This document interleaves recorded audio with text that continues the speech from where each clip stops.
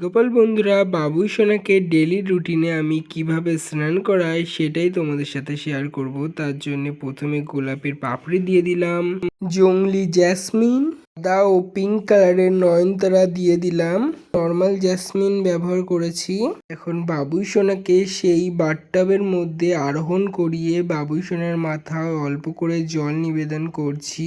আজকের দ্বাদশীটা খুবই মহত্বপূর্ণ দ্বাদশী, কেননা আজকের দিনে বৃন্দাবনে লাড্ডু হোলি খেলা হয়।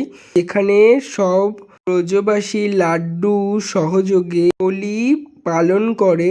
এই হোলির সবচেয়ে চমকৃত বিষয় হচ্ছে এই হোলিটি খেলা হয়ে থাকে বর্ষানা অর্থাৎ শ্রীজি বা রাধা মহারানীর মন্দির থেকে, যেটা বর্ষানায় অবস্থিত, সেখান থেকে চালু হয় বন্ধুরা। তো বাবুই সোনার সিঙ্গার কমপ্লিট হয়ে গেছে। সিঙ্গারটা কেমন হচ্ছে অবশ্যই কমেন্ট করে জানাবে বন্ধুরা।